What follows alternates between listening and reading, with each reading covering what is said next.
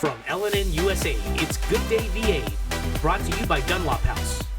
A typical day for me is making sure that the residents have their meds on time and also making sure that they have a good day. My name is Felicia Woodley, and I'm a CNA med tech at Dunlop House. No matter what the situation is, we always put the residents here at Dunlop House first. My work is meaningful because they'll come to me and tell me, thanks for that smile that you have on your face.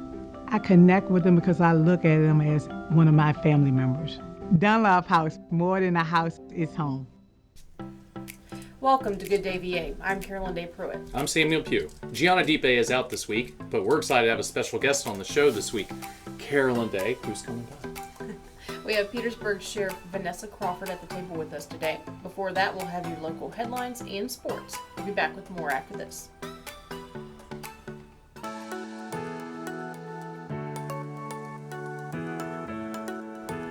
Yes, you can still get haircuts, colors, highlights, waxing services, everything that's going to make you look great right here at the Apothic Company.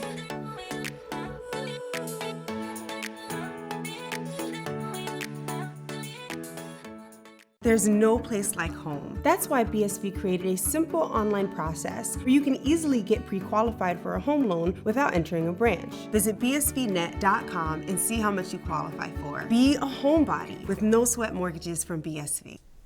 Welcome back to Good Day VA. Let's take a look at this week's top headlines. Sad news out of Prince George this week. A head-on collision along Route 10 in Prince George last Friday night left 2 women dead.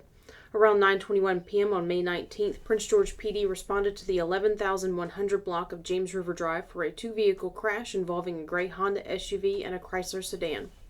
The westbound Honda, driven by 56-year-old Deborah Graves of Chesterfield County, was struck by the eastbound Chrysler, driven by 40-year-old Wendy Boswell of Prince George. The initial investigation revealed that the Chrysler crossed the center line and struck the Honda. Both women died as a result of that crash. Prince George police have not charged anyone and are still investigating the incident. Anyone with information about the collision is asked to contact PGPD at 804-733-2773. As we brought to you last week, on Thursday, May 11th, Hopewell City Council received a detailed report and briefing on the general state of the city's finances and audits. That update came from audit firm Alvarez and Marsal Public Sector Services, which is contracted to assess the backlog of CAFRs and audits that the city has struggled to catch up on, as well as recommend a plan for city staff to resolve those outstanding issues and prepare to move forward with future financial reporting. Now, the City Council has scheduled a second special meeting for Tuesday, May 30th. This time, council members have asked representatives from the Virginia Secretary of Finance office, as well as Alvarez and Marsal, to provide a prioritized list of tasks from the action plan presented on May 11th. That meeting will take place at 6:30 p.m. in the council chambers of the municipal building located at 300 North Main Street. Council meetings are also broadcasted live on the city's website, hopewellva.gov. The Colonial Heights Food Pantry is expanding into a larger location, and they are calling on the community for help. While they aren't leaving their current location on South Park Boulevard, they are assuming an adjacent space in order to grow their operations. If you have new or gently used desks, chairs, tables, office equipment, or items for the kids' activity room, please consider donating them to the food pantry as they set up their new space. Financial contributions are another option for those who want to help. The pantry is installing a walk-in freezer that alone carries a price tag of $40,000. In total, the cost of the expansion is $225,000, much of which is being met through grants and community campaign efforts. The capital expansion project has set a goal of raising $60,000, of which the pantry has raised almost $10,000 so far. If you would like to contribute to the project, visit colonialheightsfoodpantry.humanitru.com. That's colonialheightsfoodpantry.humanitru.com. The school year is winding down to a close, and local school systems are announcing their 2022-2023 Teachers of the Year. Prince George County Public Schools selected Candace Adair, Learning Specialist at David A. Harrison Elementary School. Adair has been a part of the Harrison Elementary community for almost a decade, most recently teaching special education students in kindergarten through 2nd grade. She also serves as the co-chair of the school's special education department. In Petersburg, Bianca Lampley was awarded Teacher of the Year. Lampley is a 7th grade history teacher at Vernon Johns Middle School and calls herself the Rappin' Teacher. She raps in class and uses the music genre to connect with her students and get them engaged in their lessons. Lampley will also compete for 2023 Regional Teacher of the Year. Colonial Heights Public Schools recognizes a Teacher of the Year at each of the district schools. The high school honored English teacher Terry Moody. The middle school selected Krista Lux. Tussing Elementary chose Rachel Kennedy, North Elementary Sherry DeNoya, and Lakeview Elementary Karen Young. And in Hopewell, Rashima Stepney is Hopewell High's Teacher of the Year.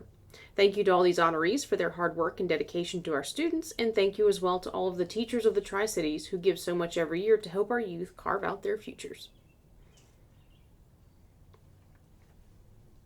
Exciting news for Petersburg. The city's public pool will open on Saturday, May 27th for the Memorial Day weekend. The Farmer Street Pool will be open from noon to 6 p.m. on Saturday, Sunday, and Monday. The pool will continue to open on the weekends only while school is in session. That's June 3rd and 4th, 10th and 11th, and June 17th. From June 20th through August 26th, the Farmer Street Pool will be open Tuesdays through Saturdays, and then it will reopen for one last summer hurrah Labor Day weekend, September 2nd, 3rd, and 4th. Remember that children aged 13 and under must be accompanied by an adult at the city pool. If you are passionate about outdoor recreation or looking to add a bit more activity to your life, Prince George County has 2 new opportunities for you. A disc golf course was recently constructed at Scott Memorial Park near the county's courthouse complex, and now the Prince George Public Library is offering disc golf kits for checkout. Each set includes 2 drivers, 2 mid-range, 2 putters, and 1 marking disc. One of the beauties of disc golf is that it can be enjoyed as a group, family, or even solo. Prince George Parks and Rec is also hosting a disc golf training academy for youth ages 7 to 18 later this summer. Those lessons will take place once a week for 2 hours from June 26th through August 11th. Registration is open now and closes on June 2nd. Call 804-458-6164 for more details. If you would rather hit the water, Prince George Parks and Rec now has self-service kayak rentals available at Appomattox River Regional Park. You just simply download the Rent.Fun app to your phone to rent and unlock the kayaking gear. Those rentals are by the hour, but annual passes are available for $45. For the 3rd straight year, the Petersburg Cavaliers have clinched the Northwest Division Championship title. The Cavs defeated the Hampton Road Warriors this past Saturday with a 117-101 victory, then traveled south to Hickory, North Carolina to edge out the Hoyas 116-112. The Petersburg Cavaliers are riding a 5-game win streak and currently hold the league's best winning percentage at .818 with a 9-2 record. Saturday's game looked to be a blowout as the Cavs built a 26-point lead. That was until Marcus Allen exploded in the 3rd, raining down 17 of his game-high 28 points, including 4 from beyond the arc. Allen would finish with 6 3-pointers and a massive 16 rebounds. But the effort would not be enough, as a balanced Cavaliers offense saw 6 different Cavaliers score double digits, led by Robert Pinkston with 21 and Tavon Mealy with 20 points. Wayman Wright and Mealy both recorded a double-double. Sunday's game would be a tighter matchup as the Hoyas went toe-to-toe with the Cavs. The Hoyas closed out the first with a 9-point lead, only to see the Cavs whittle that away, making up ground in each of the next 3 quarters. Cavs all-star Walter Williams returned to the lineup Saturday after a stint playing overseas. Relatively quiet in Saturday's game, Williams looked true to form in Sunday's matchup, leading all scorers with 32 points. The Cavs have earned a first-round bye in the playoffs and will face the Winston-Salem Wolves on June 4th in North Carolina to determine the Northern Conference regular season championship. That's it for this week's headlines. We'll get a check on your local weather when we come back. So here at Titan Auto and Tire, we're a full care automotive repair center, full maintenance items anywhere from an oil change, state inspection, and also full engine replacement. Titan Auto is different because of our customer service mainly. I mean, we have some of the best trained and qualified techs in the area. Our 3 main focuses are customer safety, customer service, and community. Knowing that you're going to put them first and it's not about the dollar. Hi, I'm Dr. Sandy Elbaum. And I'm Dr. Adam Elbaum. We're chiropractors and we love what we do. We change lives on a regular basis. We go from pain relief all the way to wellness. We work with the cause of the problem, we help solve the problem, and put your life on a whole different path. If you're concerned about your health in any way, or you just want to be healthier all the way around, come see us at Chester Family Chiropractic Center. Welcome back to Good Day VA, and we'll tackle sports in a moment. But first, Ellen Enns Chai, the weather guy, brings us an update on the weather for this week. Ellen and Weather, brought to you by Petersburg Jewelers. All right, it is springtime in Virginia, and it is starting to warm up, but yet every night it gets cool enough to enjoy. You can leave those windows open, let in that forest breeze into your house. So Friday kicks off the weekend with a high of 72 and a low in the upper 40s. It's still going to get chilly at nighttime, which is fun for a lot of people because they can cool off their house without turning on the AC. Now, Saturday, Sunday, Monday, Tuesday, and Wednesday have a bell curve of rain activity, starting off with Saturday at a 30% chance of showers. And then Sunday increases up to 80% chance of showers. Now, Monday brings in a 70% chance of thunderstorms. So be ready with some lightning rods. And now Tuesday and Wednesday wind down that bell curve with a 60% chance of showers and a 30% chance of showers respectively.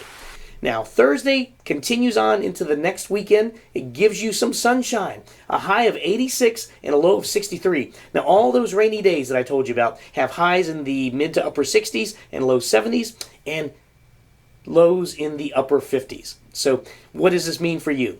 Be prepared for a rainy weekend. But that doesn't mean you can't go out and go on a hike because you might be in the area that doesn't get the rain, but it is most likely going to be overcast, which can be good for some people, so that way you don't need to worry about the sunscreen.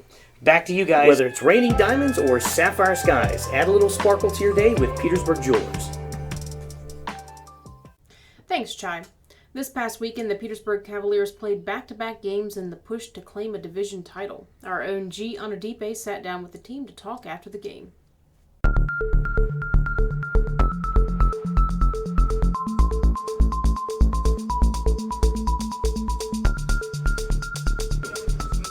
Welcome to the Petersburg Cavaliers postgame show. I'm here with Boss Lady, the owner of the Hampton Roads Warriors, and Mr. Marcus Allen. How you guys doing today? That's good stuff. That's good stuff. So, guys, talk to me about, I guess, the game plan coming into today's game with against the Petersburg Cavaliers. Okay, I'll do it. We came in with mindset teamwork. We Okay. always know teamwork is going to win games. Right. Is going to win games. We got to play together. Yes, we came up short. It was a competitive game. Gotcha. Absolutely. Okay, I guess because he wants to know about his points and his stats and stuff like that. Selfish, I know. All right. So, but guys, so this is the second time you guys played the Petersburg Cavaliers. Any, I guess, adjustments that you guys made from the first game coming into the second game, based off of what you guys saw first game? First game, we just looked at it as we lost by what, 2 or 3 points. Right. Pretty much be aggressive. Everybody, fortunately, we can't get everybody to the game. Right. So we be short players or short positions. Gotcha. So I gotta fill in where we need it. So what I'm hearing is excuses and you're Superman. Got it. No, I'm just kidding. I'm kidding. No, you guys played a hell of a game today. So now, here's what I want to know. I want to talk about though, because this is your first year back in the ECBL this year, because you guys sat out last year. So talk to me a little bit about the challenges from, I guess, getting back integrated into the league this year. It's more of, like you said, we was out for 2 years. Oh wow. Yeah, we was out for 2 years because of COVID. Just rebuilding and getting the Warriors organization back and running, yes, it's tough. We're not going to say COVID is gone, it's still here. But it was tough. But we got a gym, we got guys to come out. Like I said, when it comes to traveling, that's the only thing is getting everybody's actual travel. Absolutely. I definitely understand that. Like any year we play, you guys, we enjoy. It's always a very competitive game. You guys have some really good talent along, of course, we've seen our talent. Right. We all have fun. Absolutely. That's good stuff. That's good stuff. We have fun. Even That's good though, stuff. The DJ. We appreciate you guys, though. We really do. I'm the DJ. Did a phenomenal job. All right, so now let's talk to you a little bit, Marcus Allen. Unofficially, I think we had, 26 points and 16 rebounds. I mean, talk to me about, I guess, how you feel about today's game and what you did. Pretty much, we just came out just run. Pretty much, be aggressive when we attack the rim. Play defense, get back on D. All right, so coming into, I guess, the third quarter, right?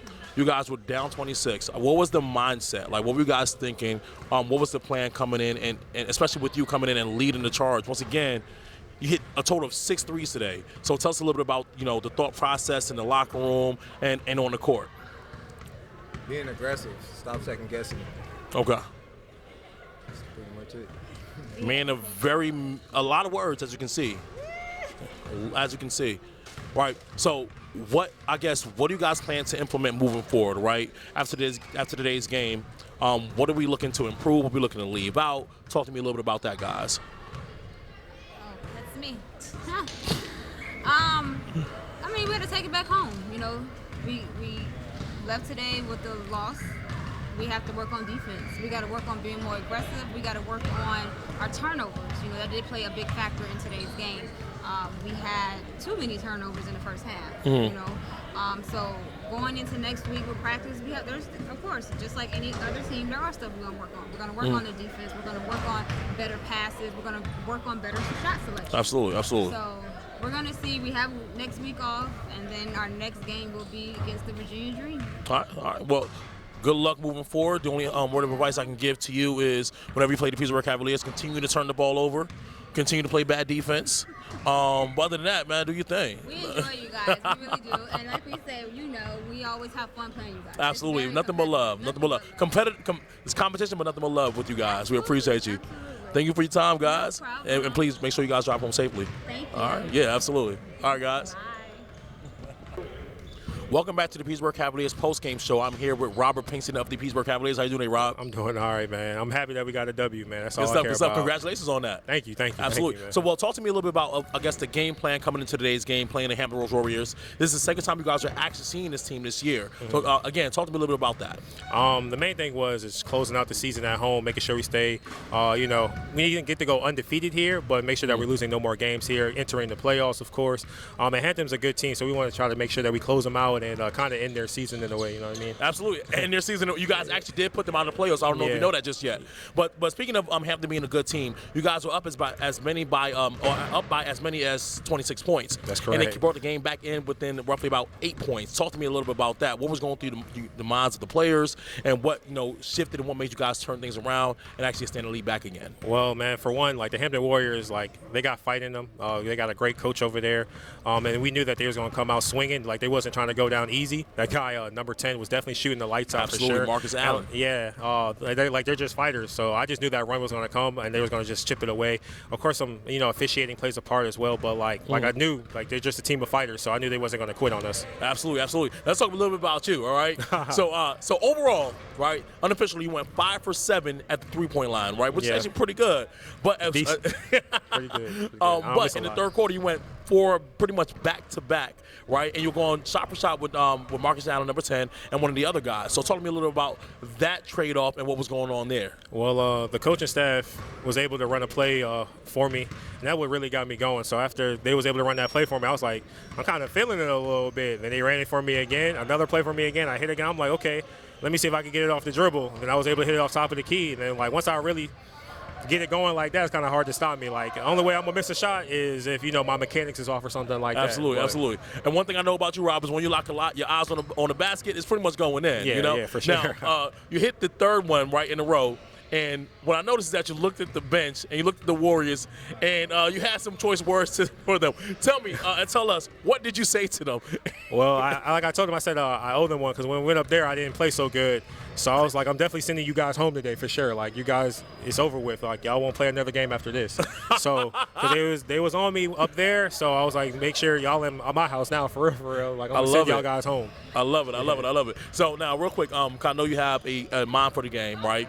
And I know you guys probably talked about something a little bit after the game today. What are you guys looking to improve on after today's game, and what are we looking to, leave? For lack of better words, moving forward into the next game, playoffs, so on and so forth. Well, we just added another great addition to the team. Walt came back from overseas, so once we get him into the flow of playing with us again, it's a different team, so it's different chemistry. We just got to work on that thing again in practice, and then when it comes to game time, we implement those things we work on in practice. The only people that's in our way is ourselves. Absolutely, and I always tell the team that because nobody can't really defensively, offensively, we have so many weapons that we can really do what we want. Right. Once the team really realizes that we kick it into high gear, like we're going to be unstoppable for sure. Absolutely, I agree with that. Hey, well, look, again, congratulations on today's win. Thank you. Thank you for your time and good work today, Rob. Yeah, good thank work. You, I appreciate you wearing my old brand, man. Yes, sir. Thank you, Yes, sir. Why I want to not represent us, for man? you. Yeah, I had a feeling I was gonna have to interview you today. I had a feeling. That was good luck for real. I seen it on the DJ, but I was like, oh, I got to hit today. I got to make shots. I got to make shots. Hey, again, congratulations and appreciate you, man. Yeah, good luck moving forward. All right, appreciate you. All right. I'm out. Welcome back to the Petersburg Cavaliers postgame show. I'm back here with Walter Williams. How you doing today, Walt? I'm doing good. How are you? I'm doing well, man. Good. Haven't seen you in a while, man. Hey, well, welcome back. Welcome back. Yes, sir. Absolutely. Love. Hey, so talk to me a little bit about I guess as to why we have not seen you. So thanks to Petersburg Cavaliers, I was able to put myself on the platform to get an opportunity overseas in a small country called Luxembourg. Most people confuse it with Germany. Okay. But it's not Germany. It's its own country. But it's right in between Germany and France. Okay. So, Awesome. So it's all the tourist countries over there. Right. You got your Belgium. Right. You got I can't even think off the top of my head right now. But I mean, as far as like Netherlands. Right. Like Amsterdam is popular over there. Mm-hmm. So just it was a great country. But yeah, that's why you haven't seen me. I've been in Luxembourg since August, and I just got back this past Wednesday. Awesome, man. Hey, so you just got back and you're right back in the ECBL, man. Yeah, man. I'm trying to stay in shape just in case I get a call for the summer. Well, we hope you do. Absolutely, seriously, we do hope you do. Now, although we are selfish, we want you to stay here with us, but that more success and more power to you. But talk to me a little bit about, I guess, the difference between playing over in Luxembourg, international ball, and playing here at ECBL. I wouldn't even say it's much of a difference, man. Everybody compete. Everybody play hard. If you in between them lines, nobody gonna give you anything. Nobody take it for granted. So, only difference is maybe size and grades, especially the country I was in. Now, if you go to Germany or you go to Paris and stuff, or France and stuff like that, it's about the same, or if not better. Right. But I think probably just the size of the players and maybe athleticism, things of that nature, like the intangibles. But I mean, as far as playing hard and trying to win and having the mentality, all at the same. They go hard just like everybody else. How'd it feel to be back in Cavaliers uniform, huh? Man, that's home, man. That's home, even though I'm from Richmond. But I've been in Petersburg for the last about 6-7 years. I went to Virginia State, and it's a family here, man. I love it's it. Love here. I love coming back. Them guys kept up with me the whole time I was overseas. Absolutely. So, I don't want to say I owe it to them to come back, but, it just felt right. Absolutely. And, just being here, being in the game. Even though I didn't play my best, we got the win, and that's what it's about. Absolutely. I can trust my guys to pull it out no matter what. So it was great to be back home. And we blessed to be here. That's all. I love it. Well, we appreciate you coming back and looking to finish out the season with us, man. And we hope that after our season, you do get another call, and we're hoping to watch you somewhere else, man. Whether it's Luxembourg or anywhere else, but we are looking forward to seeing you further your career with us, man. Appreciate you. Hey, shop the brand, 12 brand. 12 brand. And we're going back to back. Let's do it. Oh, man. Let's go, Walt. Hey, that was the Petersburg Cavaliers post-game show. We appreciate you guys for joining us. I'm GDVA, and this is Walter Williams, Petersburg Cavaliers, LNN. See you soon.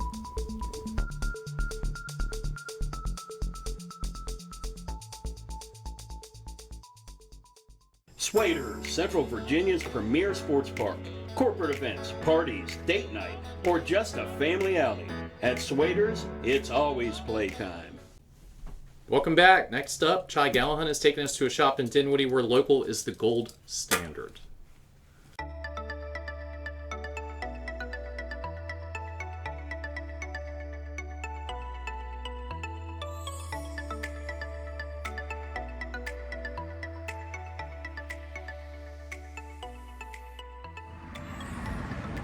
In this episode of Uncommon Wealth, we take you a step ahead into Dinwiddie County, Virginia. And there's a new kind of place that's open here. It's called The Coop. It's right behind me, and I just want you to know that it is open from Thursday through Saturday. So Thursday through Friday, it's 11 to 5, and then Saturday, it's 10 to 5. So get out here, and let's take a look inside and see what kind of sundries and other kinds of variety items they have. And we are inside The Coop with Brenda Algers, and she knows a little bit about the history of this place. What's going on here, Brenda? Well, it's fantastic. We have this market here now called the Coop, and now we're going to have a great little community thing with this little bar here that you can get ice cream. Sure. You get the Richlands ice cream, which we love. Oh yeah, so it's a little taste of Richlands, a lot closer. And it's roasted coffee. They have their own coffee roaster. And fresh vegetables and fresh stuff, and then you can get the stuff all made in Virginia. He's not going to have anything but Virginia products. Well, it looks like it's hopping right now. It is. It's doing very well, and the people are enjoying it. You know, that's the main thing, is that just to have a good day out. Sure. All right. Well, thanks, Brenda. I appreciate you taking the time to talk to us. Thank you. And we're going to take a look around and see exactly what's on these shelves. Hey, and we're here at the Coop again with Vanessa. What do you like about what you described? What are you eating now? Oh, so this is a local dairy, Richmond's Dairy ice cream. It's about 25 miles down the road. Okay. It's just chocolate.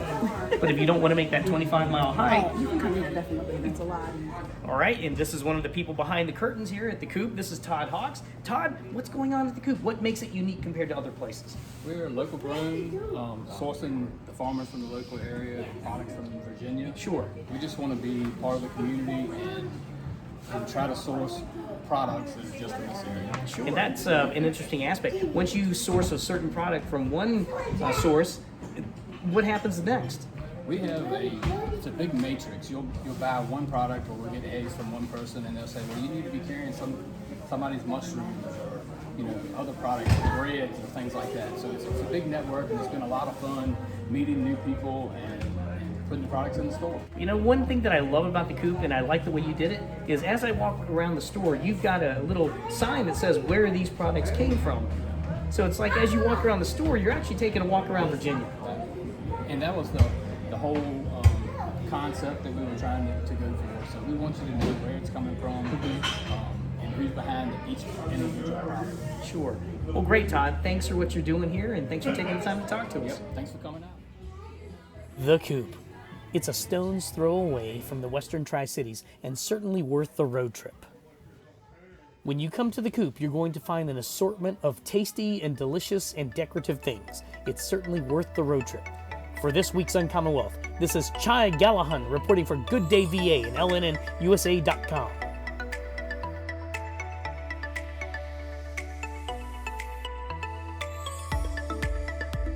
It's time you heard the best fried chicken doesn't come out of a bucket or a box.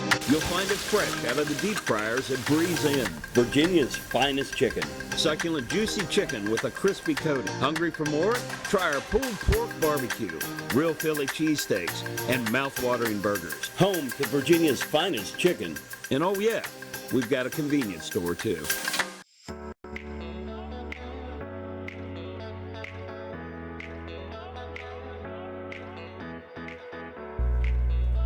Welcome back. We're joined at the table today by Petersburg Sheriff Vanessa Crawford. Sheriff, welcome to Good Day VA. Thank you so much for having me. Thank you for taking the time to be with us. Absolutely. It's wonderful. All right, let's jump right into our questions. We're here today to talk about some scams and scammers, the bane of my existence sometimes when my phone is ringing. Let's start with what types of scams are the most common today? There are so many scams out there today. One of the most recent ones is someone calling citizens saying that they're calling from the sheriff's office, and they're actually using some of the deputies' names, saying that saying that you've missed jury duty, and if you don't pay X amount of dollars, either by money order or cash or credit card, you're going to be arrested. Wow. And ironically enough, a very prominent citizen here in Petersburg just got scammed last week with that scam, and he called me, and when he told me who he was and what happened, I just kind of started laughing. He said, okay, when you finish laughing, tell me what to do. So what is the next step? What should you do if you receive a call saying it's the sheriff's office? Well, you hang up. Okay. Because the no sheriff's office would call anyone asking for money first of all. And if you miss jury duty, you're going to get another piece of paper saying that you're summoned back to court. But in this case, he did lose a sizable amount of money, and he just asked that I write a letter to the bank verifying that we would never call and ask for any money for such a thing. So he was able to get a refund. He did. That's good. Yes. Good. Because that's awful. So what's the average amount of money that this type of scheme gets out of people? I'm not sure the average amount, but this gentleman almost lost $800. Oh my gosh. Yes, so that's significant. Just to be clear, is there really any scenario where someone calls and requires you to go get a gift card or something like that that's actually legitimate? That's Absolutely all not. malarkey. Not from the sheriff's office, no. Wow. Then there are other scams. Another recent scam is someone would put a water bottle or a soda bottle, empty soda bottle or water bottle, between your tire and your tire well on the passenger side. And when you move, you hear the crinkling. So what normally people would do is, wonder what that is, get out and walk around, and at that point, the potential for an abduction or robbery is there. Wow. I'd never even heard of anything like that. Yeah, that's kind of new. Has that happened in Petersburg? Not that I'm aware of. Okay. Good. Good. That's crazy. Wow. They're very creative in Absolutely. their attempts to scam. That's a pretty low tech scam, but technology is advancing and we're seeing that in the scamming. Any idea of what we can expect on the horizon as technology develops in terms of new scams? I'm not sure about new scams, but some other pretty prominent scams. In fact, like the one I talked about the sheriff's office, it's called spoofing. And why so many people fall prey to that is because spoofing is being able to, when you have call ID, the call ID shows Petersburg Sheriff's Office. People can use technology to put whatever name they want to put, in the phone, so that when a person answers it, they think it's legitimate, that it's from the Petersburg Sheriff's Office or wherever it's calling from, whether it's IRS, Social Security, Sheriff's Office, wherever. The spoofing allows people to believe that, or makes people believe that it's really coming from a legitimate source. I've noticed when I get some of the scam phone calls that the area code will be like an 804 or a local area code that they know you're going to be familiar with. So they can even change the number itself to show whatever they want. Yes. Wow. That's scary. Yeah. Do a lot of these scams originate from the United States or are they overseas? Well, there are a lot of, it's a combination. Anytime you get anything from overseas, though, you just hang up immediately because you are guaranteed if you put out any money, you're pretty much guaranteed you're not going to get it back. Right. There are other scams too. In fact, I got two or attempted scams.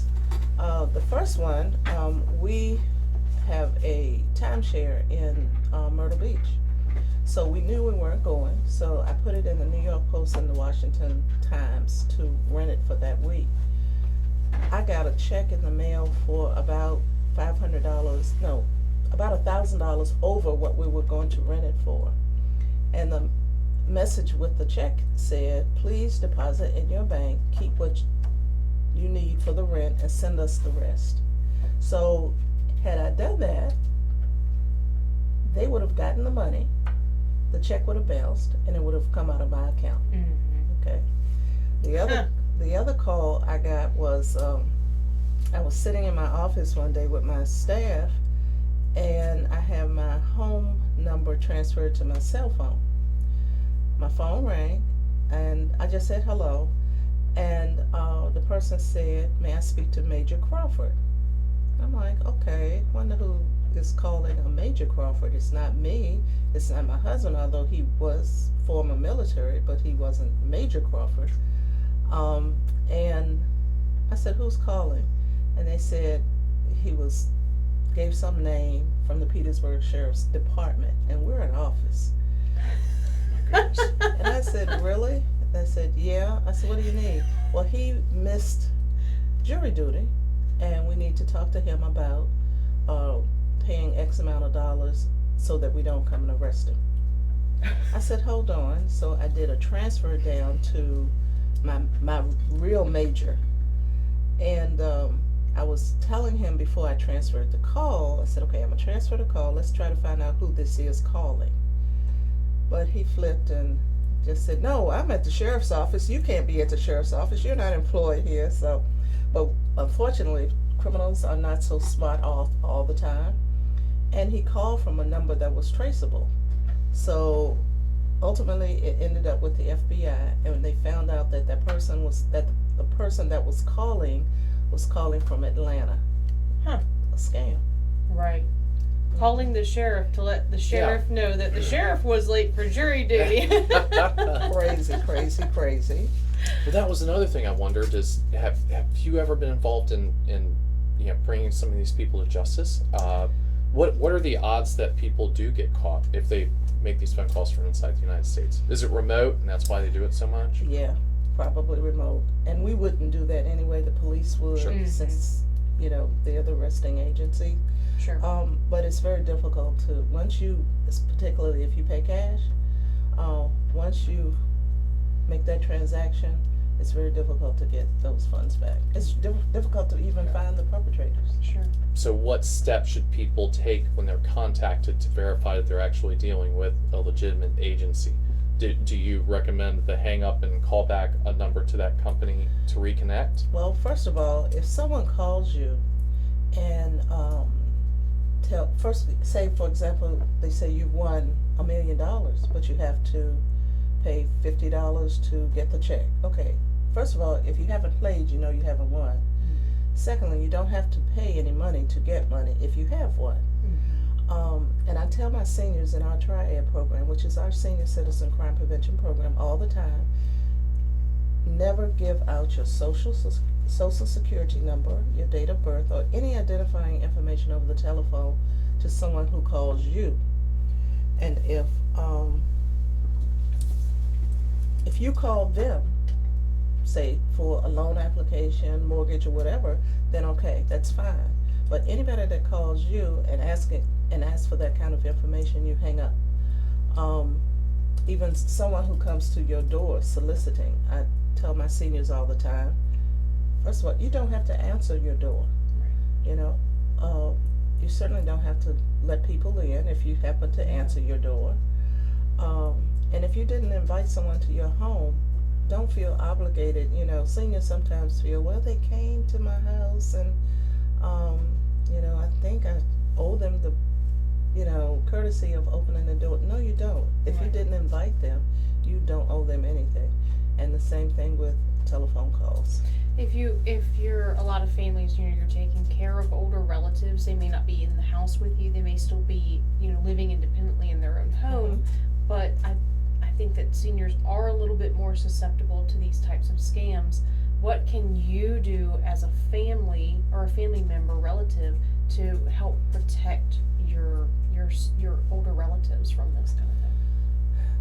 I'm not advocating for the Ring doorbell, but that's one tool that you can use, because if you have a senior living at home alone, but you're still kind of taking care of them, if the doorbell rings, you can get it on your phone as well as the person who's home. Mm-hmm. And you can communicate with that person who's outside of the home, saying nobody's home or whatever. Mm-hmm. And again, just don't answer the door. Right.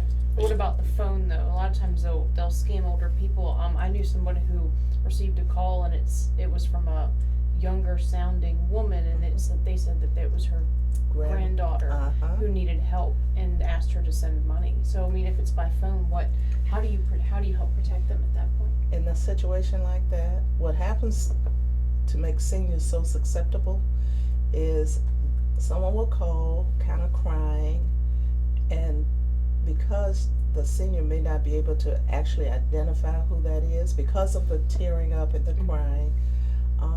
The senior may say, Jessica, is that you? And the person on the phone say, yes, Grandma, I need money. I'm caught out here, I'm being arrested or whatever, or I'm stranded. They still need to hang up and call Jessica's home to verify if that's really her. Often seniors get caught because they're embarrassed. They don't tell if they are caught out there. They don't tell because they're embarrassed. Sure.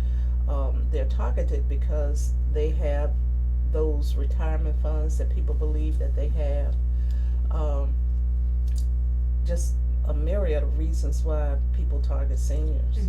The scary thing, I used to do door-to-door sales, and there's psychological techniques you use to have someone actually let you inside. In hindsight, I don't feel great about it, but it sounds like they're using emotional cues and urgency to just blitz them emotionally to make them do what they need to do. So, like, that'd be one thing that I guess I would warn my folks about, is if they're using emotion and urgency at the same time, it's something's wrong here. Yes. Yes. So maybe education is really the key here. Absolutely. And every meeting, we've been having triad meetings since 2006. Every meeting, I always tell my seniors, don't open your door for someone you didn't call to come to your home, and you don't have to talk to people over the phone. Hang up. And in reference to people coming to your door, what happens often too is people will come to your door, say a lady with a baby crying, we broke down, we just need to use your phones. And a person, they will keep the person at the front door while somebody will break in the back door. And often, if the homeowner realizes what is happening, it could even turn into something more tragic, like a homicide. So, I mean, there are just so many scams to get you out of your home, to abduct you or rob you or burglarize your home. Another one is with the situation in Petersburg with the water. Of course, people are concerned about their water bills. So scammers will turn on your water on the outside of your home. Then you hear it. Instinctively, you will go out to see, why is the water running? They got you. Same thing with the baby crying. People will have just a recording outside of your home, and you'll hear a baby crying, so instinctively you go out to check. They got you. So there's so many scams, and people are continuously being creative with trying to, I guess, beat people out of their money. Everyone just needs to be on guard all the time, unfortunately. Exactly. Can you imagine the good that would be done if people use this creative, brain space to actually help people and push society forward, man? Average 2019 money loss in this game was $244. 2020 was $351. 2021 was $502. So even that's inflating.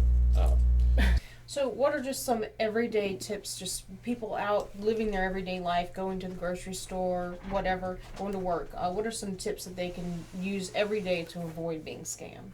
One thing you can do is, if you're at the mall, and particularly if you're by yourself, don't park beside a van that has a sliding door, because often either you getting in or getting out of your vehicle, somebody could easily snatch you into that vehicle, pull off, and a family friend of mine almost had that happen to him in Laburnum at the Target parking lot, and was just saved by a bystander and happenstance walking by. So that was actually precisely a thing that she harped on now, is stay away from big, not just vans, but big Suburbans and stuff like that with tinted windows. Yes. Wow. Yeah, I never would have even thought about that. When I'm parking in a parking lot, I'm just looking for a good spot. Couple other things. Don't be pressured when people try to sell you things. Don't be pressured to pay right now, because if the deal is good now, the deal will be good after you have time to think about it. Except when you're at my business. It's fine. Don't buy over the phone from unfamiliar companies. take time when making a decision, particularly when you're making a large purchase. If you don't understand an offer, be sure you thoroughly understand it before you make a decision about it. Again, don't let people in your home for any reason. Don't answer the door if you have not invited them. Hang the telephone up if people call you that you don't want to talk to.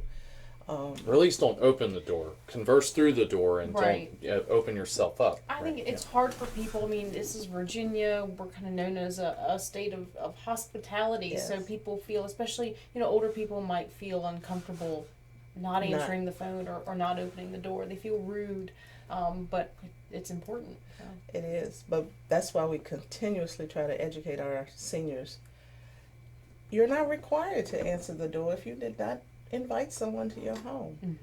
Although they feel obligated sometimes because, well, they came to my house and, they said they made a long trip. No, it doesn't matter. You did not invite them there. You don't have to be polite. So don't open the door. Right. Absolutely. A couple other things. Ask for anything in writing that you contemplate purchasing. Don't be afraid to say no. You almost never get in trouble by saying no to anything right. like this. That's right. And I had a senior one time tell me that someone called him on the phone, high pressured sales, and every time the salesman would ask them a question, they'd ask the same question back till the salesman got so frustrated. Salesman hung up. So Another thing you do is just set the phone down and let them talk to the table for a while. Absolutely. I like to talk to them about World War II. They don't want to talk about it, but I do. They don't want to talk about it. Kills the boredom. I think one thing I would add that I have seen is, generally speaking, don't buy a lot off of Facebook. There's a lot of scammy seeming products that are advertised on Facebook because it's fairly cheap to advertise. So that's just one of my little insights. Craigslist. And Craigslist. And I will tell you, there was a situation maybe 2 years ago where a lady, and a gentleman and a lady tried to buy a vehicle in another state off of Craigslist, and when they went, they were abducted and killed. Oh my So gosh. one of the things that we have at our office is a safe zone. And you can come between 8 and 5. Even exchanging children, between husband and wife. You can come, it's recorded, and someone is there. You can even come into the office during those hours to make whatever kind of exchange, whether it's a purchase or the exchange of, children. But it's a safe exchange zone so that you are in a safe place when making a purchase or even exchanging children when there's a volatile relationship between parents. I feel like everyone should know that. Yeah, absolutely. And I think that's something, so for Petersburg, that's something they can do at the sheriff's office. Yes. Okay. Because I know Prince George Police Department also implemented that. So I think that's something that law enforcement is really working on in a lot of localities. So Absolutely. that's a great thing. Yeah. So shift gears? Yep, absolutely. Go ahead. Okay, so I just had a general question. A lot of people, I think, aren't totally clear on the difference between a sheriff's department and a police department. So could you give me a paragraph about what a sheriff does, relative to what a police department does? Okay. The police will detain and arrest. We, as the sheriff's office, protect the courts. We serve civil process papers, and we do some transportation. But primarily, that's our role, the courts. Has it always been that way in Petersburg? No, and also jails. Some sheriffs have jails. So it is their responsibility to monitor and manage, jails, those who have jails. Well, I asked the question because I always, reading civics, I always enjoyed the fact that the chief law enforcement officer in a jurisdiction was an elected official, right? And so that there was, that conversational back and forth between, the application of law in your county or your city and the people actually on the street. So I lament the fact that sheriffs don't actually run the whole gamut front to back. Do you think this is a better system where there's a dedicated police department for proactive policing and a sheriff for civil process? Well, it's interesting that you said that, because in some jurisdictions, the sheriff is the chief law enforcement officer and the only law enforcement officer. I think Dinwiddie is like that. Many counties are like that. There are just a few cities that have city sheriffs and police departments. So if you're in a county, and that's even across the United States, if you're in a county, you are the chief law enforcement officer. But when you have a police department and a sheriff, actually the chief law enforcement officer is the chief of police. Mm-hmm. It's good to know the difference, I think. People get confused. Yeah. So now that the jail facilities have moved to Riverside, do you think that's helped the sheriff's department focus on different things, or things you'd rather be doing than operating a jail? I loved operating a jail. I came from corrections, running men's prisons and women's prisons, and I've always enjoyed that. It of course reduced our staffing when the inmates went to Riverside and the staff went different places. Many of the staff went different places. But it does allow us to do a few more things in the community with the volunteers that have stepped up to assist our office. What are you most proud of? My staff. They're top notch, A1. I put them against anybody in the country. And I believe that you take care of your staff, they'll take care of you, and they do. The programs that we have instituted since I've been sheriff, and I've been sheriff since 2006, January 1, 2006. The many successes that we've had in the community. So, man, that's a long story tenure. That's awesome. What is a couple things that you think were really great successes as far as those programs that you said you have? I love our Triad program. That's the Senior Citizen Crime Prevention program I talked about.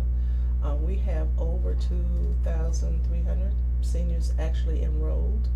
Wow. And at a regular meeting, we have more than 100 that just attend a 1-hour meeting. Is that for Petersburg only, or can people from like Prince George or Colonial Heights come and attend that, seniors? They can. They can. We don't say people can't come. Helping everybody. Yes, because we're so close, in terms of each locality. So things spill over into our adjoining communities. So we welcome everybody. Just many. We have a program for gun safety for our kids, K through 5.